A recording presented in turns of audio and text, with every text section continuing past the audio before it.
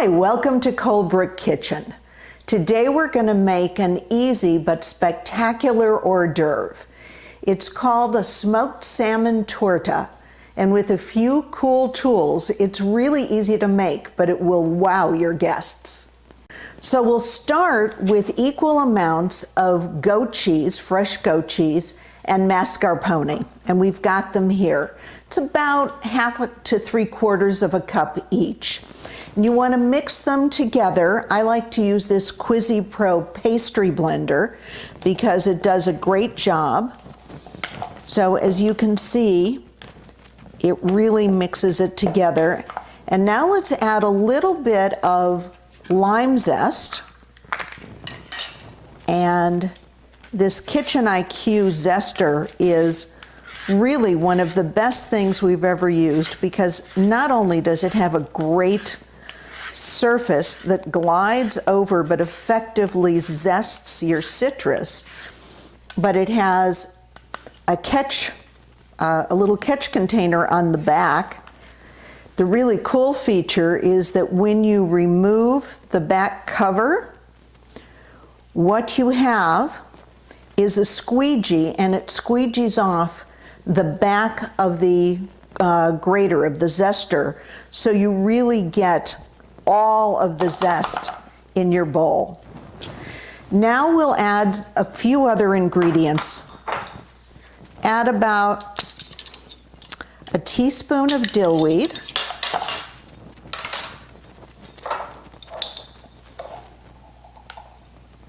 a few turns of white pepper,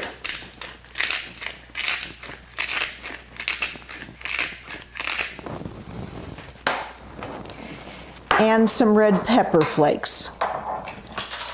Probably just about a 1/2 teaspoon of red pepper flakes. And then we'll continue blending this to blend it all together. Now this is going to be a 5-layer torta, but we're going to build it in a ring which will hold it all together and make it super simple to do. Now we're ready to start building our torta. We've got a ring here, and this is a set of 2 each of 3 sizes of rings. And what I've done is to put a little bit of cling wrap on the bottom so that it's easy to move if I decide not to serve it in this dish. So it all comes with their own size pushers and only one handle, which takes up less space. So this is the largest size pusher because we have the largest size ring. So we'll take about 1/3 of our mixture, and you don't have to be too precise. We'll put it in because the magic happens with the pusher, and you just take it and you tamp it down gently, and this will give you a layer of cheese at the bottom. So now you've got your first layer of cheese. Next, you put in a layer of chopped pistachios. We chop this with the Progressive Nut Chopper, which does a great job. Put these in, and because I've got a little bit of cheese on my pusher, I'm going to put just a little more cling wrap on that so that it doesn't pick up the nuts, and tamp the nuts down. Okay, and so that's now a perfect layer of nuts. And I'll take this off. So this Gifu ring set really does make this easy. Now take about 1/2 of what's left of the cheese.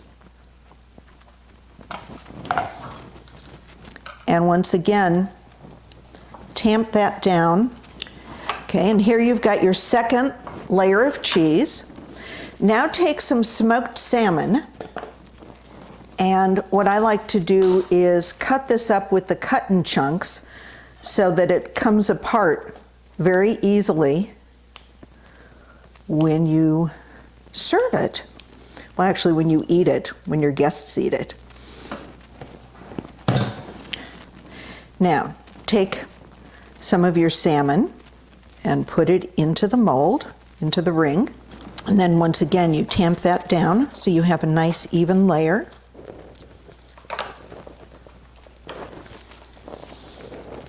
And here you can see that. And then finish off with your cheese.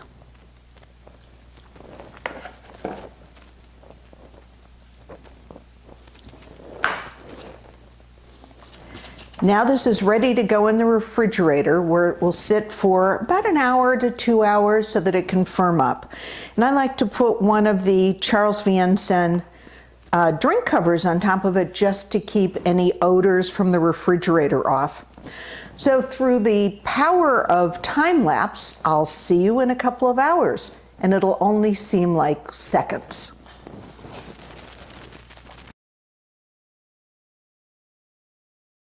Okay, magically 2 hours have passed and the cheese is firmed up. So now, if we decide that this is the plate we're going to serve it on, take the film off the bottom. Now use your pusher and push it down to hold it all together, and just slide the ring up. Take this off and voila, you have a beautiful torta. Now you can garnish it. We like to use some salmon caviar, and you do this afterwards because you don't want to push on the salmon eggs, but just make a little coating of that on the top. Adds wonderful flavor and gives it a real wow factor. And then top that with a little bit of snipped chives. So we've got the chives here, and this is the herb scissors, which are just wonderful for adding a little bit of garnish. And here you don't have to color within the lines. It's okay if it goes off onto the plate. And there you are, a beautiful hors d'oeuvre with very little effort.